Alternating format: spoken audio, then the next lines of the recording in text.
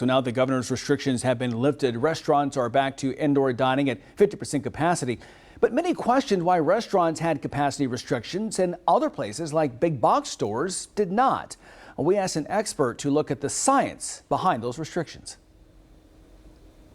It's hard to see the restaurants close, and then if you try to go to Home Depot or Walmart, there's not a parking spot, and there's tons of people in there in droves, and they're shoulder to shoulder, and you're like, how am I the super spreader? Kevin Lewis isn't alone in wondering why certain industries had restrictions and others did not.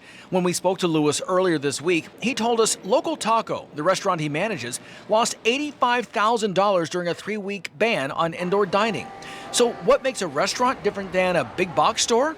Dr. Kathleen Winter is an assistant professor of epidemiology at the University of Kentucky. She says there are a lot of things to consider. You may be interacting with other people in the store, but it's very, very brief.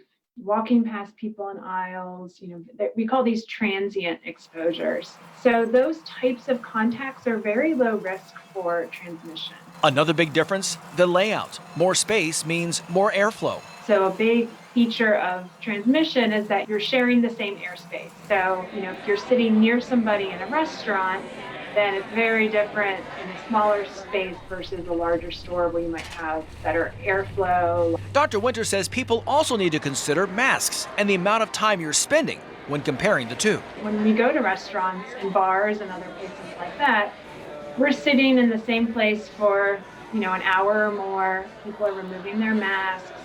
And you're eating and talking, and so you are releasing aerosols during that process.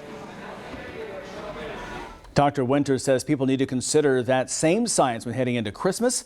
Coming up tomorrow, her advice for anyone considering still holding a gathering for the holidays.